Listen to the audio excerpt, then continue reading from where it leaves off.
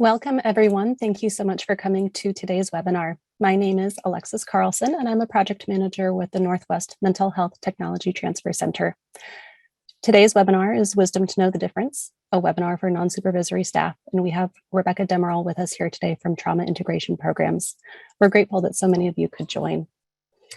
First, importantly, let's start with our land acknowledgement.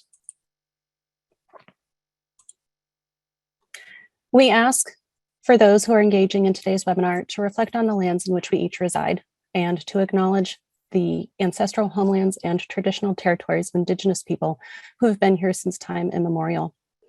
We would like to take this time to acknowledge that the land was forcibly taken, and we would like to pay respect to those people who have been here from the beginning. We ask that everyone to commit to serve as thoughtful stewards of these lands through action, advocacy, support, and education. You can learn about the native land in your region through this link with native-land.ca. And now I'd like to tell you about our MHTC Network. The MHTC Network is a nationwide network that is supported by SAMHSA. Our network has 10 regional centers, a national American Indian and Native Alaska Center, a national Hispanic and Latino Center, and the Network Coordinating Office. You may also know about our sister networks for addiction and prevention that use the same network structure. The Mental Health Network supports resource development and dissemination, training and technical assistance, and workforce development for the mental health field. Our Northwest Center covers Alaska, Idaho, Oregon, and Washington. The goals of our Northwest Center are to accelerate the adoption and implementation of mental health-related EBPs, to heighten the awareness, knowledge, and skills of the workforce, to foster alliances and address the training needs of diverse partners, and to ensure the availability and delivery of free, publicly available trainings and technical assistance. Our area of focus is on evidence-based practices for serious mental health issues such as psychosis. However, we also provide training on a variety of other topics, including integrated care, suicide prevention, diversity and equity issues, school mental health, peer support, trauma-informed approaches, and provider well-being. The workforce that we train includes a variety of behavioral health and primary care providers, as well as school and social service staff, and the many others whose work has the potential to improve behavioral health outcomes for those either with or who are at risk of developing serious mental health issues. So, what exactly do we do? We provide free training and technical assistance. We have free self-paced online courses. We offer live events like this webinar that we record and post. And we also offer virtual learning communities to those who are inside our Alaska, Idaho, Washington, Region 10. We also provide monthly newsletters, our resource library, which has on-demand content to download, and research and practice briefs. So if you haven't had a chance to visit our website, there's a lot to check out when you get there. It's our intention to always be mindful and to use language that supports recovery. We certainly want our approach to foster respect and hope, and we also promote diversity, equity, and inclusion. So we have the slide here to make clear our values and to invite you to share those with us. I have a few logistics to go over regarding today's Zoom session. Due to our large audience, everyone is going to be muted and not appearing on video.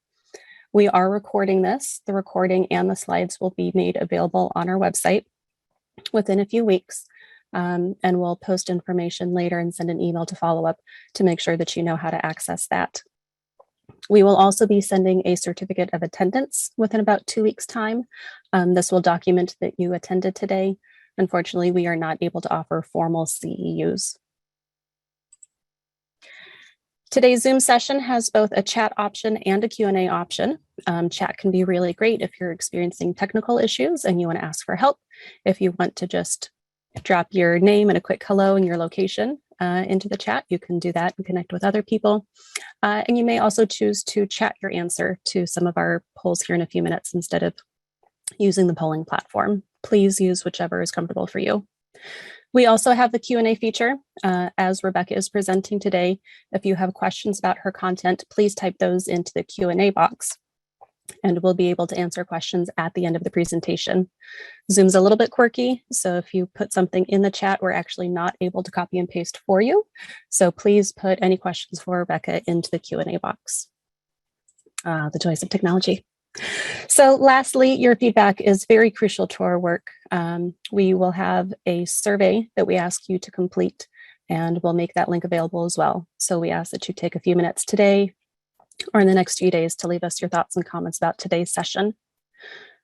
Although we're required by SAMHSA to conduct the survey, it's very personally important to us, and we certainly do look at the responses and take your feedback into our planning process as we're looking at what other trainings we might offer for you.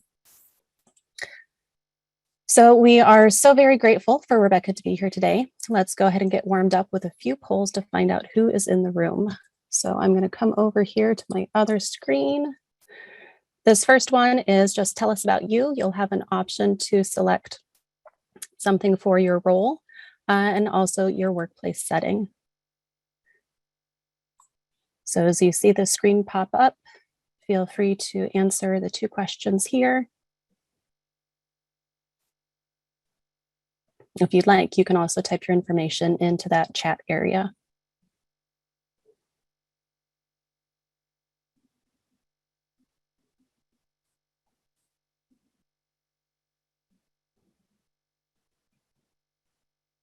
Thank you to everyone who is participating.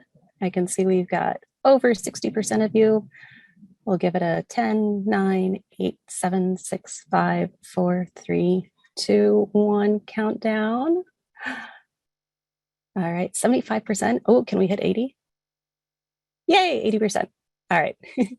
So I'm seeing that we have quite a number of behavioral health and therapists and clinicians in the room, as well as case managers and outreach workers. A few others who might be in a school setting. So about 40% for the behavioral health, about 15% for the case manager, about 10% in school setting, or that's their role in the actual workplace settings. We have about 26% who are in a behavioral health clinic or treatment program. Some are in hospitals, some are in outpatient centers. So thank you very much to everyone there who participated in the poll. For the next activity, I'm going to ask everybody to go find that chat window. For most people with a Zoom, that's going to be down at the bottom. So you can open up the chat window. I will tell you what to write, but don't hit send yet. The goal of this is to have all of the answers cascade in. This is something our team has been doing, and it's a chatterfall exercise. So when I give you the go ahead, we'll all hit enter at the same time, and we'll just see what the flood of answers is. So if you have your chat window, go ahead, type in one word about how you're feeling today, but don't hit send. Maybe you're feeling optimistic about spring. Maybe you're stuck in that midweek slump. Maybe you're tired because you are waiting for that next cup of coffee. Maybe you're hungry because we're getting close to lunchtime. So take a moment, think about how you're feeling. I'll give a countdown here.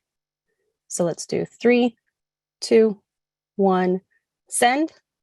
You can watch as we have this wonderful cascade.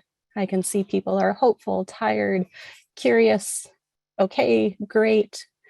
Someone's feeling uninspired, someone's feeling thankful, challenged, eager, good, cold, great, sleepy, yes, relaxed. So just a nice way to both check in with ourselves and also check in with each other and understand that we're all coming to this today to be present, to be able to learn and spend our time here with Rebecca. So it is my pleasure to welcome today's presenter, Rebecca Demerol. She is the founder and director of Trauma Integration Programs with more than a decade as an ambulance paramedic, 22 years as a paramedic trainer, 18 years of mental health counseling experience with a specialization in traumatic stress. And Rebecca is also a licensed East Asian medicine practitioner and acupuncturist. Rebecca's unique skill set and experience are informed by her own traumatic childhood and teen years spent on the street.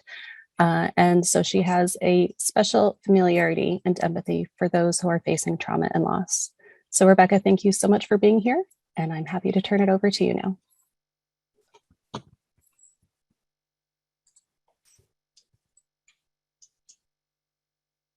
Thank you.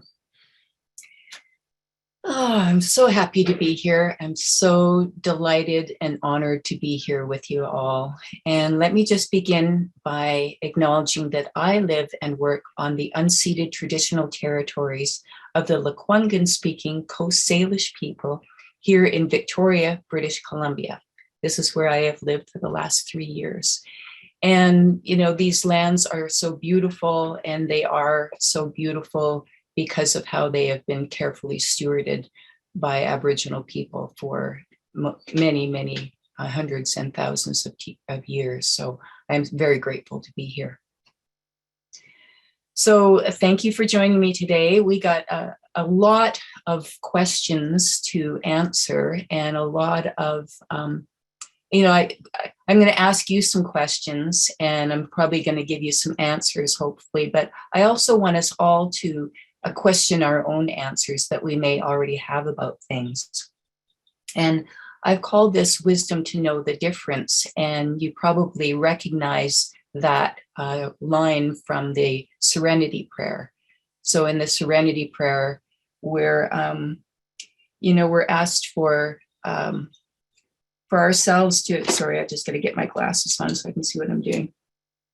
Yeah, so we're asked to accept the things that we can't change. And then we're also asked to have courage to change the things that we can. And then to know the difference, have the wisdom to know the difference. And wisdom, you know, is the ability to see things clearly. And so that's one thing that we're going to hopefully work through some of our biases and the ways that we look at life and the ways that we look at ourselves as we explore things today, and maybe cultivate a little bit more wisdom, courage, and serenity along the way. My cat is meowing at the door. Oh, there we go. We were just saying before we started that cats, they seem to have an instinct for when you're doing something that they're not supposed to be part of. Like if you're reading the newspaper, they have to walk on the newspaper. If you're trying to eat something, they have to be in your plate. And whenever I'm trying to do a webinar, the cat is just trying to get in the room, like furiously, like scratching madly at the door. Anyways, so what we'll do today is I want to apply a trauma-informed lens to recognize about our decision-making processes. And I'm applying my own trauma-informed lens as I speak to you for myself. So I hope that you will do the same as I'm speaking, and kind of view what we're looking at through what's happened to you in life, what adverse experiences you might have had. And I say adverse experiences because that's what teaches us the most, is the hardships that we go through. That's where our resilience actually comes from. And so through investigating and really looking at how we're responding to life through our trauma and through the adverse experiences that we've had, we start to cultivate this ability to self-inquire and self-evaluate ourselves. And that allows us to define broader perspectives for how we make decisions, how we choose things in life, and finding that wisdom through clarity, and that clarity through our wisdom.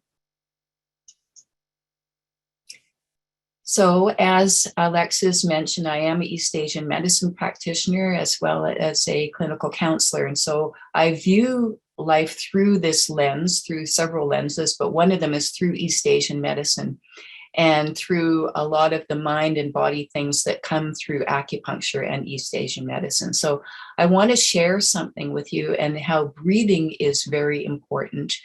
And this is something, a breathing process exercise that we're going to do for our vagus nerve.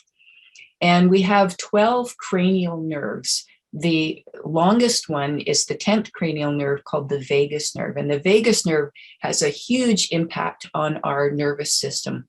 If you'll probably remember, or you've heard me speak about how there's a parasympathetic part of our nervous system and a sympathetic part of our nervous system. So the sympathetic part is the fight or flight response that gets turned on by stress.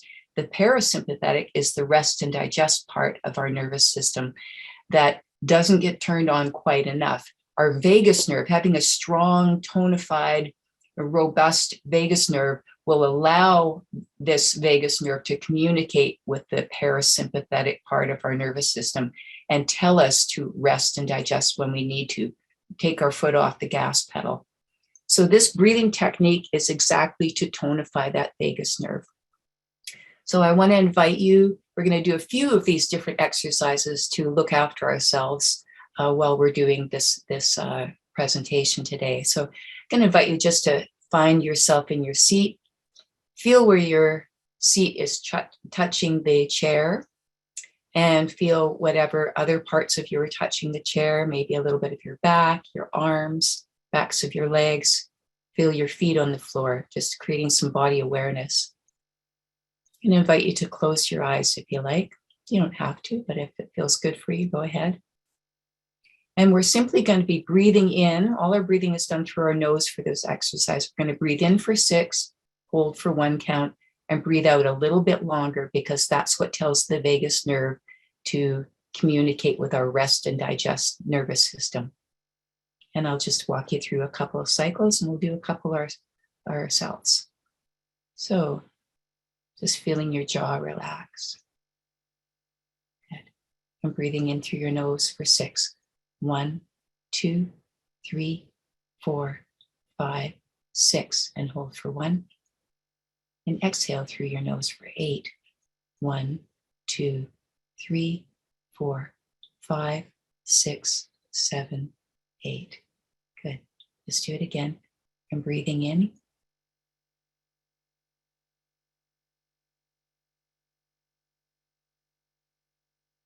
And breathing out.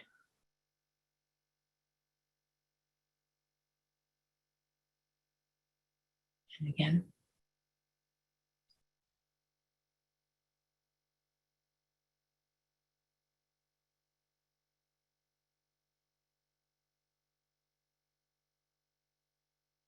Let's do 2 more.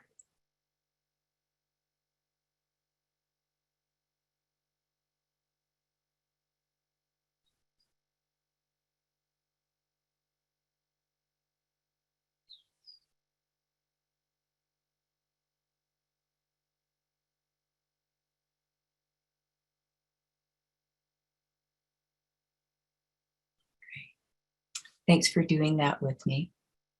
This is one of those tools that I just say, keep in your back pocket. Use it when you need to, use it throughout your day at work, use it throughout the time that I'm speaking to you today. Just keep practicing so that your nervous system gets a little taste of that, the gas pedal coming off and coming into this rest and digest phase of the nervous system. It's a natural phase that we go into, but sometimes we just get stuck in one other mode, and we want to get more into this parasympathetic mode. Great to share with your clients as well. So this is a Rebecca-ism. This is not a quote from Bessel van der Kolk, but I say awareness equals agency. So it's not that they're the same thing, but certainly awareness is all we're going to be talking about today, is just becoming aware of ourselves. That's what leads us to agency, or the ability to choose. When our nervous systems get stuck in a certain mode, also our minds get stuck in that mode, and our belief systems and our bodies, our physiology all gets stuck. So as we become more aware of everything that's going on with us, we're able to restore choice and agency to ourselves. Now, Bessel van der Kolk is the author of a wonderful book called The Body Keeps the Score. And The Body Keeps the Score is quite a technical book, but it's also just packed full of information. So if you're into sitting down and having a really good read, like here's my copy with a million of these little things in it to mark the pages and the parts that I thought were really interesting.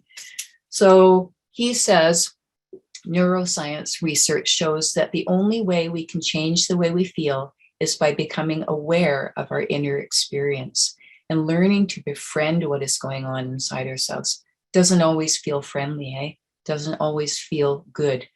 But through our awareness, this is where we start to become able to choose more. Okay, now just for fun, I thought that I would sit down and make some of the decision-making styles that I personally have done in my life. Hopefully hopefully some of them I'm not doing as often anymore, but I have noticed all these different decision-making styles. They may not be yours, or you might be able to relate really easily. So sometimes the knee-jerk reaction to making a decision is what I've done, or the FU, right? That I'm going to make this decision that's going to just say F you to the world or F you to somebody. I'm not allowed to say the full word here, but you know what I mean, right? Somebody in particular that we want to impress this upon. The oops, sorry, never mind kind of decision. The I'll please everyone kind of decision making. The my way or the highway. I still do that sometimes, actually. Beware of a woman when she starts a sentence with, you know what? My husband always runs to the other room when I say, you know what? Right? Because it's going to be the my way or the highway kind of stuff that comes out of my mouth. The I'll teach you a lesson thing, which is closely related to the FU, I think. The sanctimonious sage, as I'm just going to make this decision and just show everybody how evolved and lovely and loving and kind I am. And sometimes I'm even the balanced, present human being when I'm making my decisions. So just for fun, I thought I would put these down, and maybe you can relate to some of these, because decision making is hard. Like, how do we actually know what to do? How do we get the clear signals that, this is what's the right decision for me? Have you ever had that in your life where you feel like this decision I'm making is absolutely the right decision, and there's no waffling and there's no turning back and no second guessing? Those kinds of decisions feel so good in our body, mind, and spirits because everything is integrated.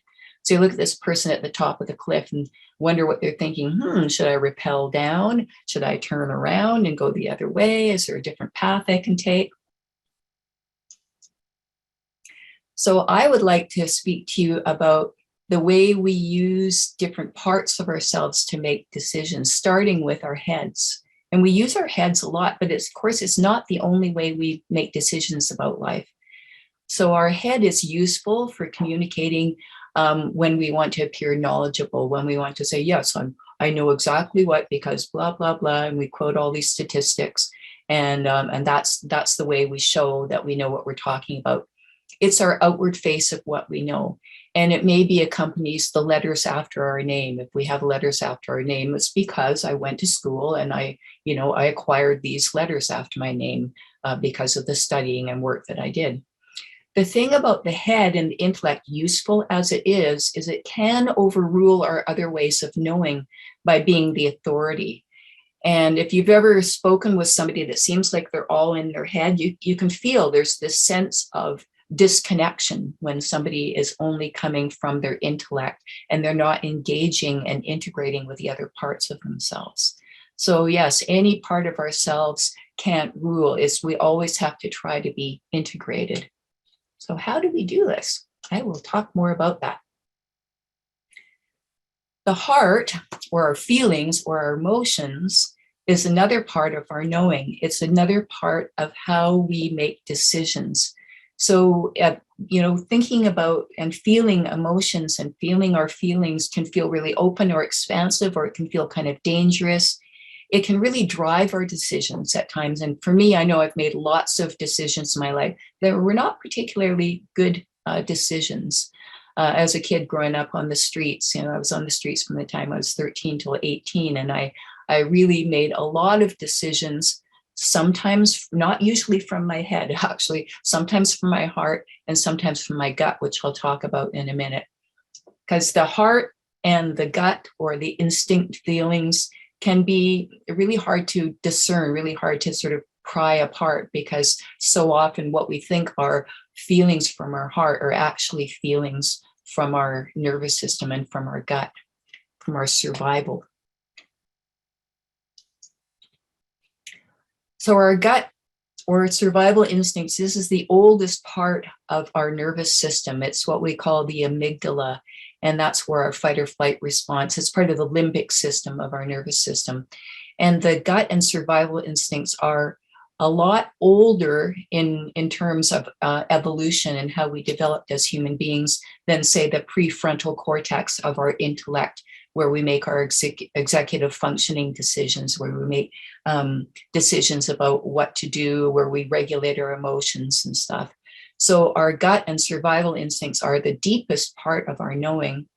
And the thing about our gut and survival instincts is they do get damaged by trauma and abuse.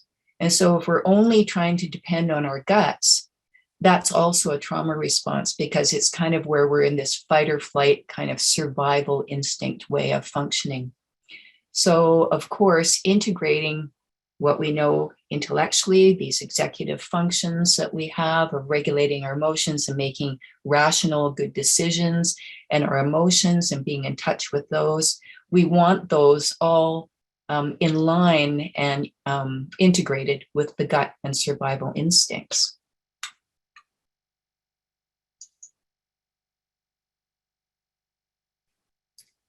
So we have our nervous system in our brain, but our brain is not the only part of our nervous system. There's a whole other part of the nervous system called the enteric brain, which starts with our mouth, where food comes in, goes down our esophagus, goes into our stomach, goes into our small intestine, where most of our digestion takes place, then goes into our large intestine, where water is reabsorbed and stools are formed, and then comes out the other end.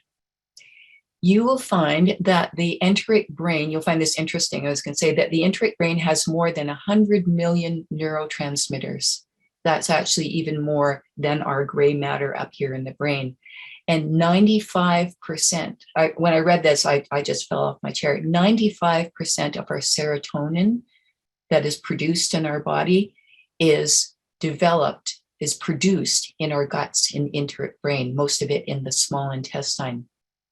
Therefore, if you've ever had butterflies in your stomach or been nervous about something, if you have any conditions of digestive disturbance, it's related to stress and related to what we think and feel. And our stress, of course, increases any gut issues that we have. And then gut disturbances from stress send signals back to the brain that says, oh no, something's wrong. So there's this whole loop that goes around. So this is a part of the study of psycho-neuro-immunology. This ancient study, no, not so ancient, actually. The word ancient comes out of me a lot, but no, it's not an ancient study. But the study of psycho-neuro-immunology came about 50 or 60 years ago. Gabor Mate had spoken a lot about it in one of his books. It's certainly one of the main subjects of The Body Keeps the Score by Bessel van der Kolk. And yeah, the psycho-neuroimmunology is about the psyche and our thinking and our emotions and how this interacts with our nervous systems and our immune systems. So there's a whole cascade of autoimmune diseases that have been shown to be caused by chronic stress and trauma. You know, when I'm sitting here talking about this, I always laugh at myself a little bit because I'm just me. I know some of what I know through my own experience, and that's the only thing that I talk about is something that actually comes from my experience, something that I know in my own body that I've integrated. And I'm pretty unembarrassable. So even when I'm kind of stumbling along, tripping over my words, it's okay. It's okay with me because I'm just here and thoroughly enjoying myself with you. So I want to say that about the integration, that if we were to look at ingredients of a cake, so if we had flour and butter and milk and eggs and sugar and we're looking at all that, that's not a cake, is it? But if we start to integrate it, mix it all together, and we've got a nice batter, that's still not a cake. It has to go through fire, just like we have to. We have to go through experiences and adversity to become integrated in what we know about ourselves. And that's that's our healing and recovering, is integrating those things. And yeah, we're complicated. We can feel very fragmented in life until we learn how to accept and integrate all these different parts of us. And part of that comes from some of the exercises that I will share with you, more self-care and getting good help, of course, and finding somebody to speak to, and just learning how to take good care of ourselves. I love Mary Oliver. She is a American author and poet.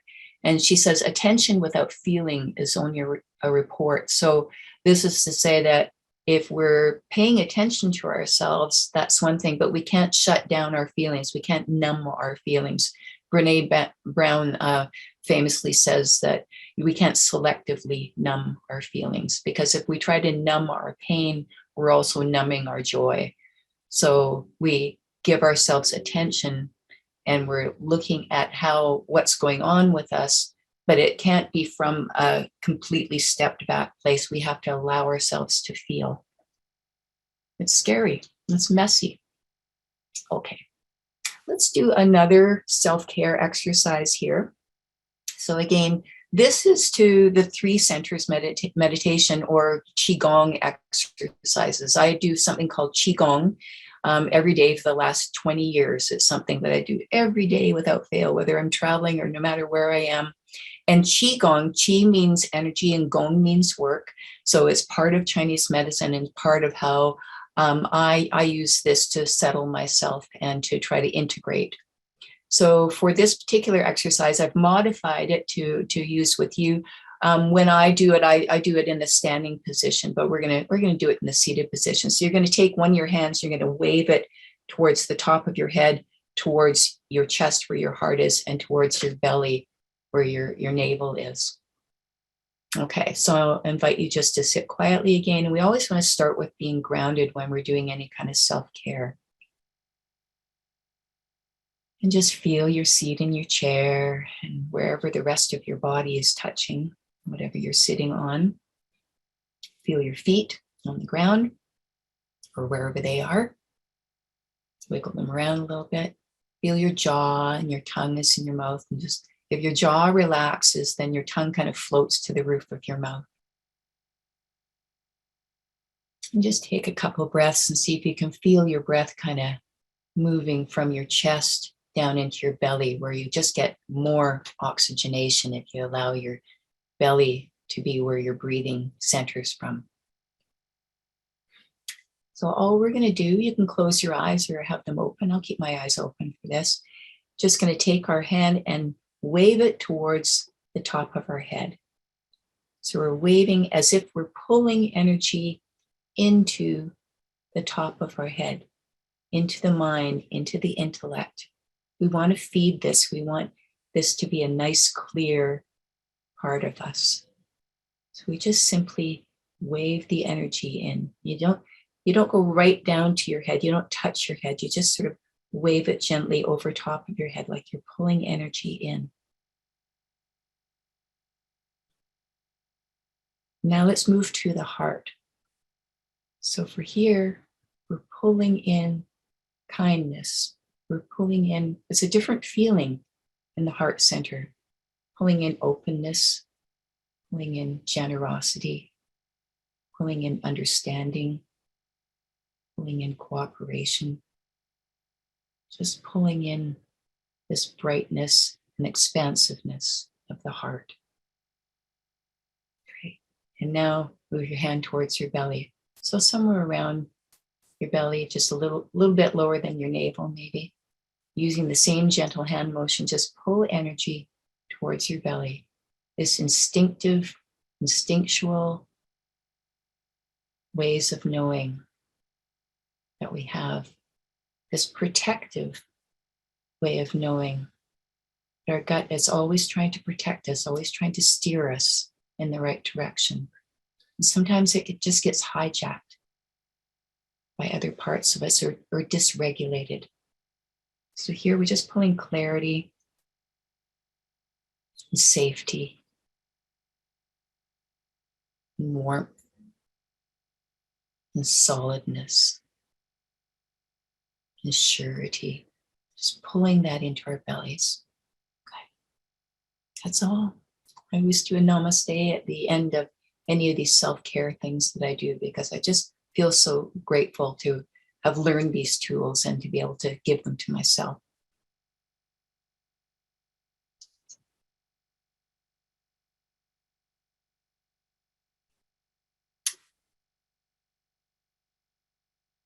So with our knowing, it does get damaged. And I want to tell you a brief story about me and how I understood that my knowing got damaged from being forced to make a really difficult decision when I was very young. So at the age of 3, my brother was 6 years old. My mom had to leave our house. She just fled because it was violent. I think she fled for her life. And so there we were with my dad, and my mom came and got us one day. I have a vague memory of this, but I was in preschool, so she pulled me from there, and she pulled my brother from grade 1, and we were taken on a bus across town to where she lived in a basement suite of a house. So basically, my dad always said that she kidnapped us, but she wanted to have her children with her. And we stayed there with her for a number of days or weeks. I'm not sure how long it was.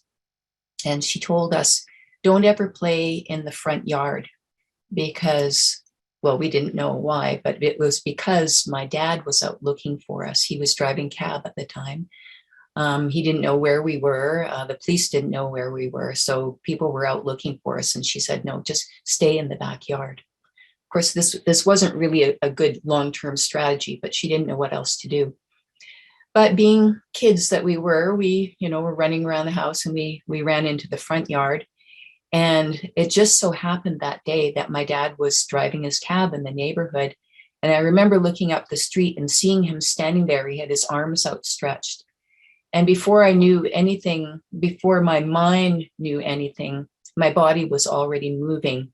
And my brother and I were running up the street to our father, and he piled us in the car, and we went away. And I didn't get to see my mom again for 9 years until I was 12 years old. So he was able to get court orders and keep her from us. And what I realized about this experience is that it damaged my knowing. I, for so long in my life, had excruciating difficulty making any decision. I believed, I internalized this decision that I wasn't even able to make at the time of choosing between my mother and my father, and my nervous system just, drove me up the street to him. I didn't believe that I was able to make good choices or any choices in life. I just was always confused at even the simplest thing I couldn't choose.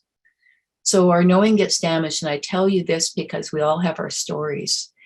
And when I started to realize this, it was a key thing for me to start to untangle this ball, this knot of my beliefs about myself, and what I could know and what I could decide about my own life, and how I didn't have to just kind of go with being pulled by my gut all the time, being pulled by that trauma response. So many things damage our knowing, including emotional abuse, and gaslighting is a big one. That's where you know that something happened, or you feel, or you saw something, and then you're told that didn't happen. I didn't say that. You didn't see that. You imagined that. I got a lot of that as a kid too, while my brother was being sexually abused. And I was just a little kid, and I knew something was wrong, but it was always like, no, you didn't see anything. You didn't hear anything. Any kind of sexual trauma, especially when it happens to us, and especially when it's somebody close to us that we trust, tends to really screw up our knowing. And then all the racial and gender and cultural violence that people have experienced, that also we get gaslighted for all that too. And so all of that impacts us and can continue to impact us. And when we feel our voices aren't heard, and we get this feeling of insufficient support and our hope being crushed over and over again, that's where our cynicism can come in too. We can just feel cynical, like nothing's ever going to get any better because it never has. And so I bring up all of these things because they have been true for me. And they're also the things I'm still working on and still healing in my life. And that's why I share this with you. And again, feeling is the gateway to our knowing. And wisdom is the ability to see things clearly. And so when we allow our feelings, it taps into our deepest instincts. And that's where our courage comes from. That's where we cultivate and engender courage from doing things that are a little uncomfortable, like allowing ourselves to feel and allowing ourselves to look into some of our past, and feeling the feelings that come with that. And so this is how we start to integrate our head, heart, and gut together and really cultivate that wisdom that I'm speaking of. There's Gabor Mate. Our trauma informs us. So everything that happens to us happens for us. You've probably heard that before. But I have had a stronger and stronger sense of that as I've also realized that I am and you are not the people that we are in spite of what's happened to us. We are who we are because of what's happened to us. This is how we get strong. This is how we become resilient. And Gabor Mate says the essence of trauma is disconnection from ourselves. Trauma is not terrible things that happen from the other side. Those are traumatic things that happen to us. But the trauma is that very separation from the body and emotions, when we just start to disconnect from ourselves because it's too painful. And so again, coming back to and disconnecting and connecting with ourselves is where we start to be able to integrate all of the different parts of us. Gabor Mate is, he's in his 70s. He would love this picture because it's him when he was probably 60 or so. And, but he is still out there teaching. A wonderful film, a recent one that he did is called The Wisdom of Trauma. I believe you can find it for free online. One of my favorite books of his is In the Realm of Hungry Ghosts, about addiction. And he does have a new book out. What the heck is it called? The Myth of Normal. Just came out.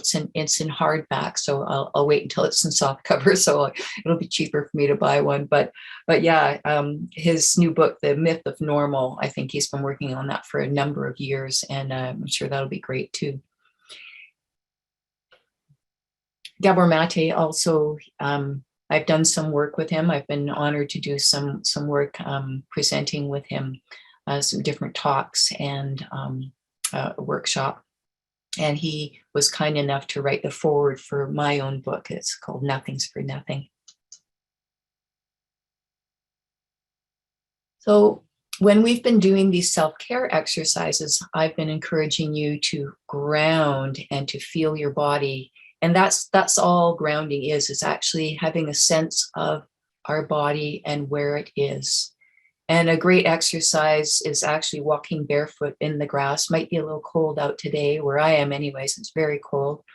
But yeah, feeling that sense of all of the little blades of grass touching the bottom of your feet in the summertime is just a delightful sensation. I love that about summer and being able to put your feet in the water. I lived in Seattle for 8 years and used to love walking around Green Lake and just putting my feet in the water after a long walk around the lake. But anything that gets you in touch with your body and feeling yourself in the present moment is a way to ground. So this is why, anytime that we're doing self-care exercises for ourselves, that we take a few moments before we even start just to ground and to feel yourself. This is actually too where our solid decision making comes from and our wisdom comes from, is that grounded, solid place when we're able to integrate with our head, heart, and gut together.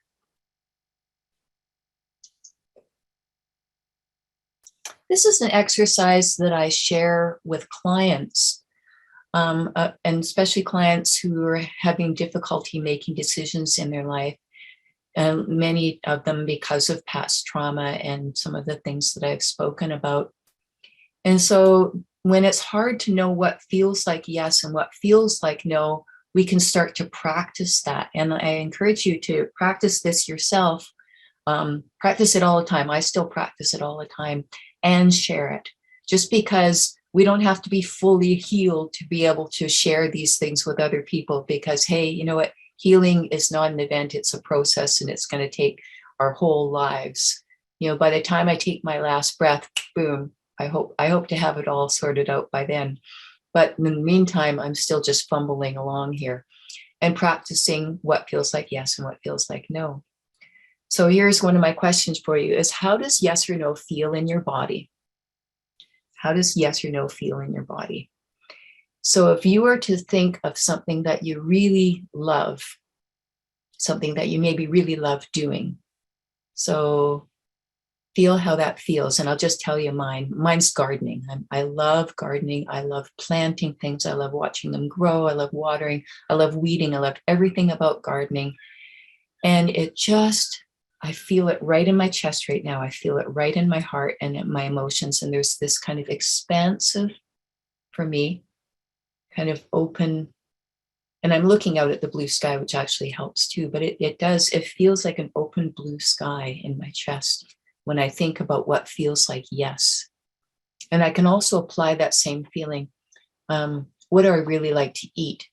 I really like avocado toast. I know it's trendy too, right?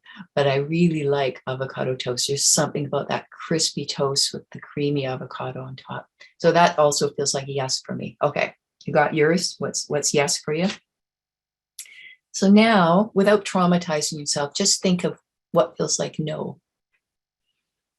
What do I not like? I don't like wasabi. Like if you put wasabi in front of me, I'm just like, ugh. And so when I think of something that I don't like, something just simple, don't make it heavy or hard on yourself. Something you don't like, what does that feel like?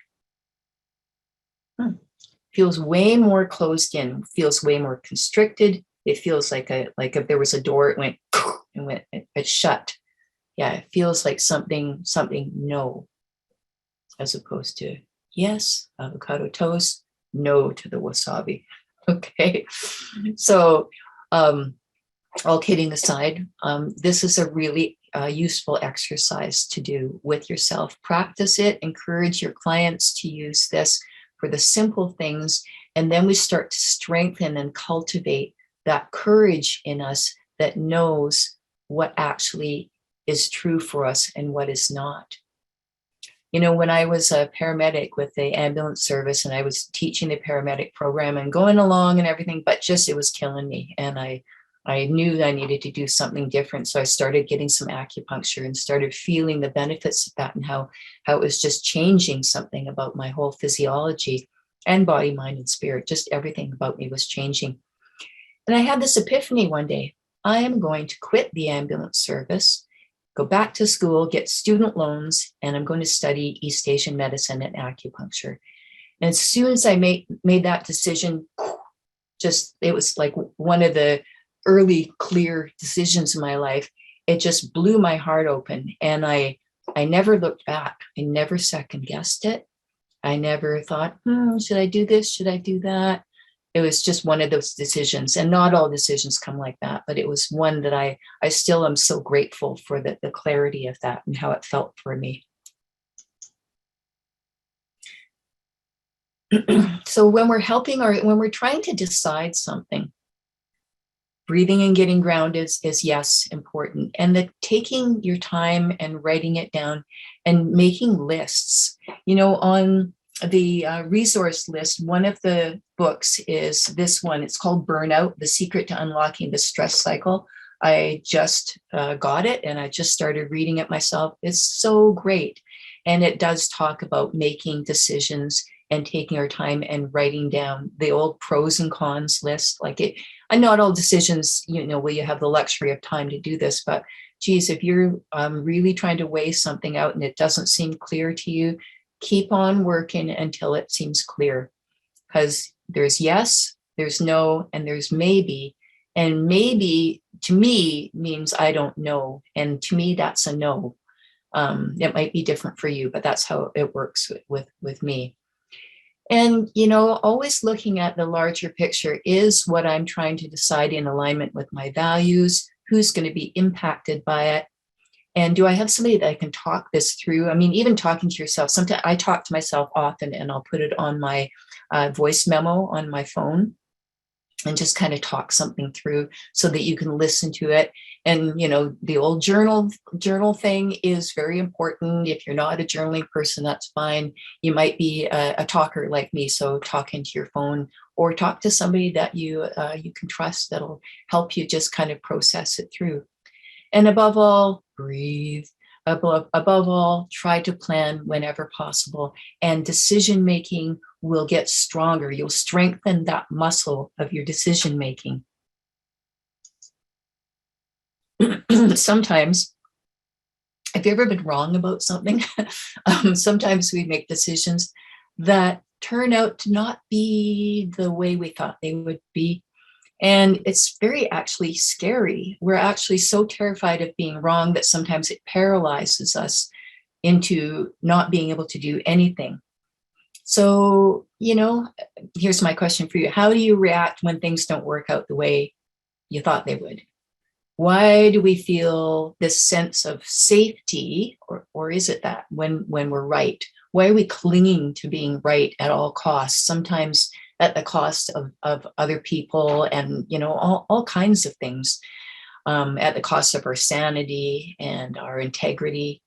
Where do we learn these ways of thinking? I mean, we learn from so many things around us, our decision-making processes, and especially being right or being wrong. We see it reflected back to us by people that we know, including our parents and friends and coworkers and the politicians around us. And we see how politicians will very seldom say, I was wrong about that. I've changed my mind. And to me, actually, that the mark of being able to change your mind about something, I think is the mark of flexibility and resilience. So what I keep working on for myself personally is, if I catch myself saying or doing something that starts to feel like a no, that starts to feel like, that doesn't feel good, that feels mean, or that feels just off in some way, I'll just stop myself mid-sentence and say, yeah, you know what? I'm sorry, that is not actually what I wanted to say. That's not how I feel. That doesn't feel right to me. And I'll just change course. So it's okay to do that. It's okay for me to do it. So it's okay for you to do it too. And to just, if something is not going the way you thought it would, be willing to take responsibility for it and be willing to change gears and change course. Yeah, it's okay. It's okay to change your mind. Again, just to notice, the old awareness and the agency thing is noticing what happens in our mind and body when we want to do or say something different. So what happens there? It's super uncomfortable, right? I mean, it's messy. Trying to get sorted out with integrating all of these different parts of us can be messy. And Brene Brown says, vulnerability is not knowing victory or defeat. It's understanding the necessity of both.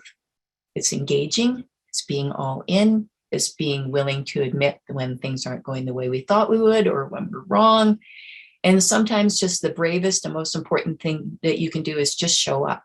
Just show up and just be you and just be authentic, and don't be afraid to trip and fall on your face and make a mess of things, because this is how we learn, right? Somehow when we're kids, we're much less self-conscious. Kids become self-conscious through listening and watching adults.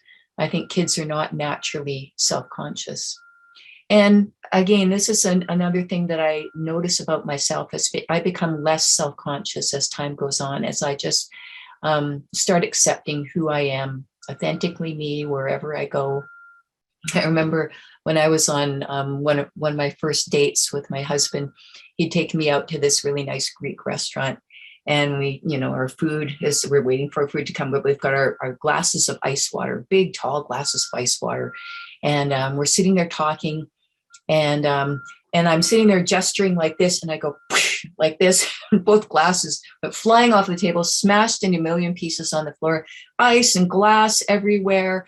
And the waitress comes, she's trying to clean it up or everything.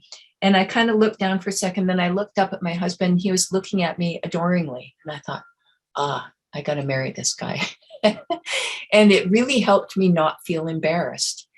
And I think that that's important with our kids too, is just to not let our embarrassment become their embarrassment. Oh, I could say a lot more about that, but let's do another little exercise. Speaking of babies, we're going to do alternate nostril breathing. And alternate nostril breathing is an exercise. You might have done this in your yoga class. It's a yogic exercise. And I like it because it's for sort of going back and forth between two sides of us. Another way of thinking about the nervous system is that we have a thinking brain and a survival brain. So if we're thinking of sort of going back and forth between those two, or yin and yang, it's all about the yin and yang in life.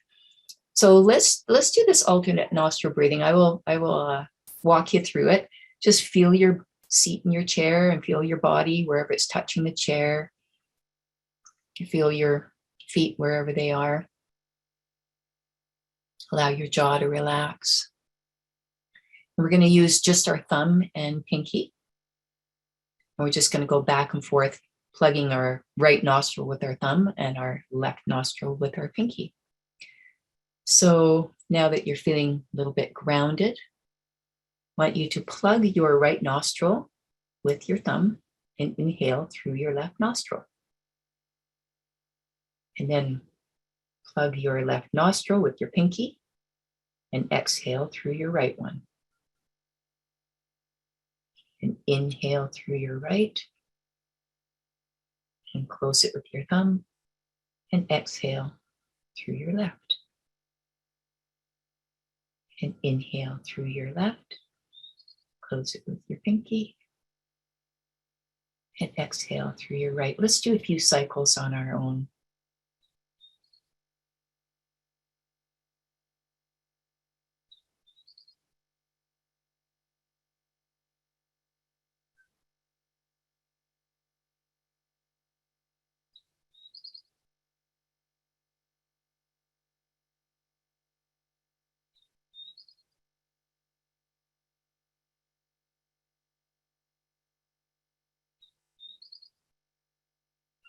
Maybe do one more.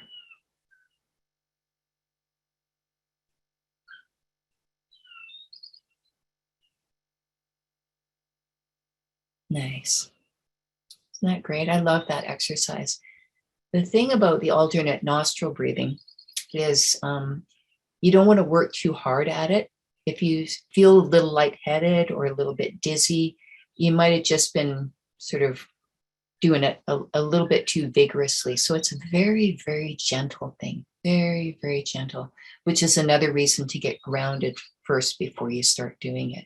Just to feel all kind of relaxed before you do the alternate nostril breathing. Again, a great thing to share with your clients and to do whenever you're feeling that heightened stress response.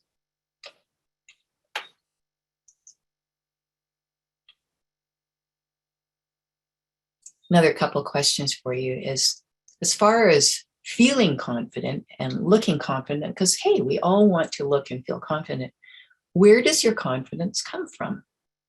Or your lack of confidence? Who told you that you could or couldn't do things in your life? Did you have anybody, did a parent ever say to you, who do you think you are? Right? There's nothing that crushes a kid's confidence than, who do you think you are? Yeah. So whatever messages that you got, just feel those Yeah, and continue to integrate those and see how those may be, those kinds of messages, early messages, may be impacting the way we make decisions. And just feel them, just write them down, gentle, kind. Put it all together, bake a nice cake. And just finally, a little note from Maya Angelou is do the best you can until you know better. Then when you know better, do better. That's all we're doing. That's all we are doing. Doing the best we can with what we got. And we keep doing better as we know better, as we continue to integrate all these different parts of us. So that's it in a nutshell, folks. I would love to take some questions or comments from you. And I'm going to stop sharing here and come back and hello. Hello, Rebecca. Well, thank you for taking us through that. One of the things that I always love about being on events with you is the chance to go through many different exercises, the chance to have how that benefits both me personally, and then to also think about how these are additional tools that providers can use with their clients. We did have a question come through from one person who asked, is the direction of breathing important to the brain and body experience? If you have perhaps limited mobility or, some other perhaps physical challenge that makes doing the direct exercise difficult, what are your words here in terms of, is the direction of breathing important? The direction of breathing? I guess I'm not understanding that part of the question. Sorry. I think it was in regards to the nostril breathing, and so by breathing in one whether it's left first or right first. I don't think so. There might be some of the ancient Vedic texts that say yes, you start with this side because it's don't even ask. So no, in the end, it's not important. It's more important that you're going back and forth than that you start with one side or the other. Because I'm right-handed, I was using my right hand, and so then my thumb was there. If you're left-handed, then it would be more natural to start by plugging your left nostril first. So I don't think it really matters. Excellent. Thank you for addressing that. What would you say to someone who would like to be able to start doing exercises like this with their clients, but maybe they aren't sure where to begin? Yeah. So if you're working with a client, say a counseling client, or if you're a social worker and you're working in direct service with people, I think it's always a good place to begin by both sort of attuning your energies together and being grounded. So I would say the breathing exercise, like the 6-1-8 breathing, or even just starting with, okay, well, we're here talking together, how's your body feeling today? I mean, this is how I'll always start with my clients when I'm doing a counseling session. Again, you feel your seat in your chair, and what's your breathing like? And then just get them sort of attuned to, you want to do a little exercise with me? Always inviting, right? How would it be if we breathed in through our nose for 6 and held for 1 count and then out for 8, just like I sort of modeled with you guys. So I believe that can be done anytime, whether it's with a client that you're serving, or whether it's with your child, or even with your friend or your parent or anyone that you're working with. I think it's a very universal exercise to use. Mm-hmm. I'm thinking too, you'd mentioned using this with children, and I have a 4-year-old and a 2-year-old. So between what I'm trying to do for myself, as well as trying to also teach them some of these things, I also appreciated an exercise that gets at what you were talking about being able to just kind of stop what you're doing and check in with yourself. What am I feeling? And how important that is as a first step. And so that when you're starting to maybe have a lot of overwhelming emotions, big emotions, just put your hands on your belly and say, stop.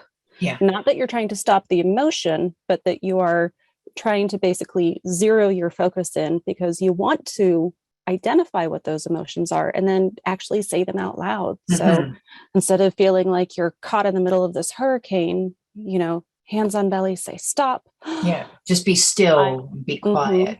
Yeah. Yep, I'm Yeah. feeling That's great. scared. I'm feeling judged. I'm feeling threatened. And what a beautiful thing is that even my 4-year-old is doing this. And so now she's got me doing it too. Fantastic. Well, and I was also going to say, like if in the moment, if somebody is very dysregulated and very kind of heightened with their energy, it may be more applicable just to get them to shake and to move around a little bit, to discharge some of that energy, because sitting still and quiet is not always the right thing in all circumstances. So it may be more applicable and Yeah. helpful Shake to discharge. hands, Yeah. tap, stomp feet, Yeah, just go, something. do something physical, shake your head around, shake your hands, dance, shake your feet.